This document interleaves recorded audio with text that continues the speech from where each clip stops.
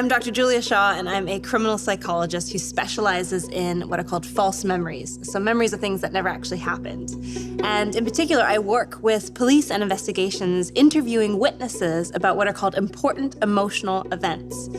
Things, that happen in our lives that are really colorful and often have a lot of details and are really important to get factually right.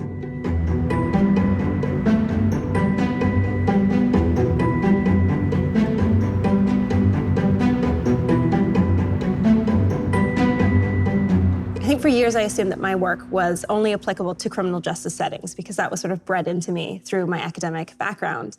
Police investigations, maybe military applications were constantly sort of front of mind. But a few years ago, I realized that in circumstances where something bad happens at work, it actually kind of feels a bit like a crime scene. And the kinds of skills that you need in order to sort of play detective and figure out what's actually gone wrong is very similar to what we need in criminal psychology, is very similar to what, say, police or investigators need when they're talking to witnesses, when they're talking to suspects. I've conducted a number of research studies that have helped me to gain some insights into how we can really get the most out of our workplaces, but also how we can really bring different voices to the table when it comes to creativity and innovation, to make sure that we really allow everyone on our team to thrive. And so that's why we created Spot.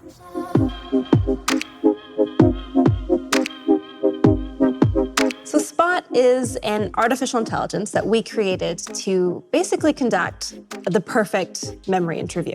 We found that the communication channels between HR and employees were really insufficient. And really importantly, we found that people who needed to report, especially inappropriate workplace behavior, needed to be able to do so anonymously. And that was the only way that they'd feel safe, the only way that you take that first leap and say, hey, something's gone wrong. And so we created this Misconduct reporting tool, which allows people to anonymously record their memories of what happened and share them with HR. In particular, it allows you to speak to a chatbot, sort of a small artificial intelligence that we've trained specifically to ask exactly the right questions so that you share the best possible information with people in HR. People needed to be able to anonymously, in the first instance, report inappropriate workplace behavior so that HR can know what's going on and start to take action. So this was in 2017, and there was news everywhere about how workplaces needed to change and how some places were broken. And we were sort of thought that on this fertile ground, we could go and talk to the leaders and HR leaders within organizations and just sort of hand them this tool and off they'd go. And that's not what happened. What happened instead is that repeatedly we heard, well, these issues, yeah, they're important. Diversity and inclusion, yeah, that's important. Allowing people to speak up, yeah, that's important. But we have great culture. We have great culture. Things are going to happen in workplaces that are bad from time to time. No matter how amazing your workplace culture is, sometimes things are going to go wrong. The question isn't whether, the question is when and what you're going to do about it. So Spot was created to bridge that gap, to make sure that those people who have information that's really important for workplaces to know so that they can be healthy and inclusive, that actually goes to the right people and doesn't get stuck. And so we put it online and said, okay, we're not going to charge any money for it. We just want to see, do people want to talk to Spot, to the Spot that we've created? And people laughed at us. They said, no, people are going to want a human interaction. What you want is someone looking you in the eye with empathy, saying, I understand. It turns out that is not what most people want. What most people seem to want, or at least some people seem to want, is a place that is safe and that isn't going to judge you no matter what you say. In terms of being able to share a negative situation, you want to just have a place where you can put that, take it out of your brain, unload on your own time, in your own space, without a human being, and then have a report, have that record, and potentially share it later.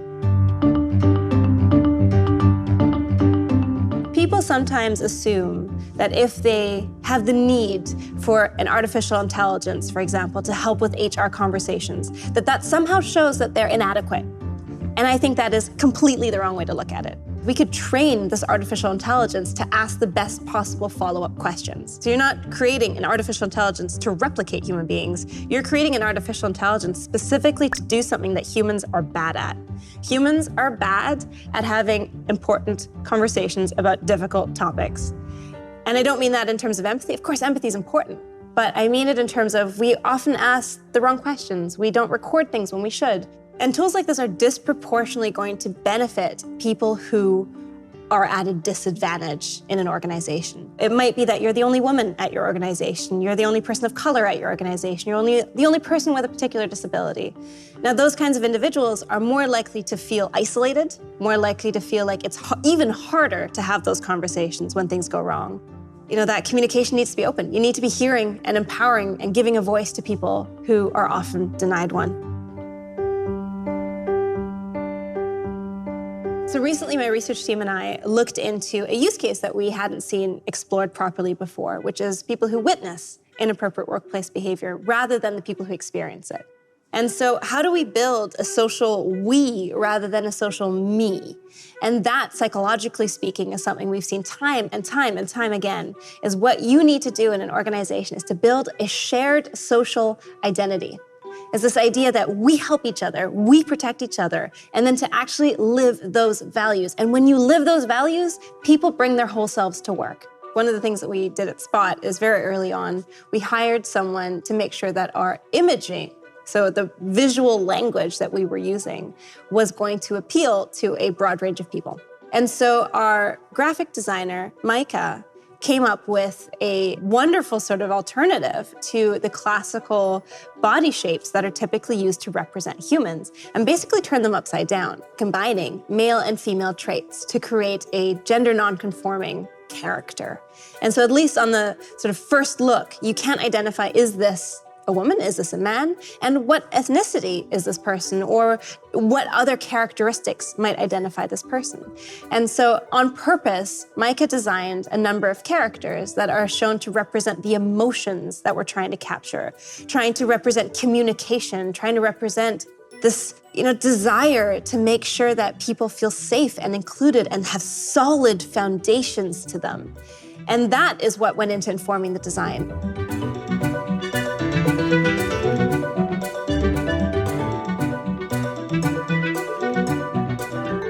The priority, of course, is creating a safe environment for people who have experienced or witnessed inappropriate behavior to speak up about it. As a criminal psychologist, I'm also, however, interested in what psychologically happens to people who those reports are about. So people who have been bullies at work, for example, people who have behaved in an inappropriate way. And what we found in working with organizations is that not just leadership, but also individuals themselves are often initially defensive. So the first time someone says, you treated me badly, of course, it's a natural human reaction to say, no, I didn't, or did I?